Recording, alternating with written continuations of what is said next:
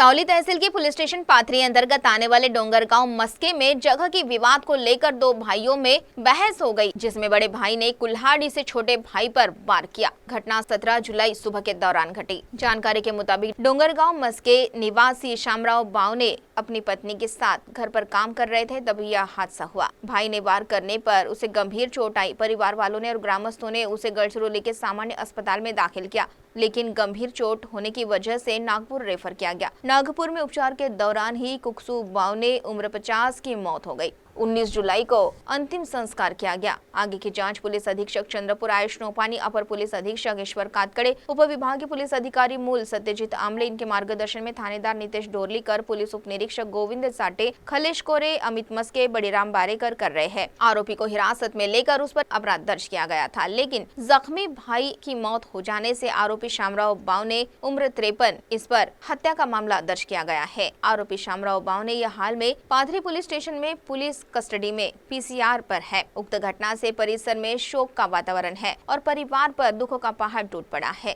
सावली तालुक्यातील Pathri police station अंतर्गत डोंगरगाव मस्के येथे भावाने भावाचाच कुऱ्हाडीने हमला करून जीव घेतल्याची घटना घडलेली आहे। जागेच्या वादावरून भावाने आपल्या भावाला कुऱ्हाडीने मारल्यानंतर यात कुक्सू बावने हा गंभीर जखमी झाला व त्याला नागपूर येथे दाखल करण्यात आला।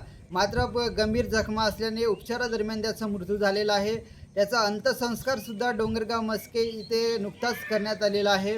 यातील मुख्य आरोपी जो आहे शामराव बावने, वय 53 वर्ष, याला आता पोलीस कोठडी सुनावण्यात आलेली असून त्याच्यावर 103 कलम 1 नुसार त्याच्यावर गुन्हा नोंद करण्यात आलेला आहे आणि सध्या तो पाथरी पोलीस स्टेशनच्या अंतर्गत पीसीआरवर त्याला ठेवण्यात आलेला असून या भावाने आपल्या भावाला मारल्यामुळे या परिसरात खूप मोठी शोककळा पसरलेली आहे आणि त्यात शामराव बावने यांनी कुक्सू बावने यांच्या पत्नीला सुद्धा मारहाण केल्यामुळे त्या सुद्धा गंभीर जखमी आहेत। या घटनेमुळे परिसरात शोककळेचं वातावरण पसरलेलं आहे। मी प्रवीण गडाम, सिटी न्यूज, सावली, चंद्रपूर।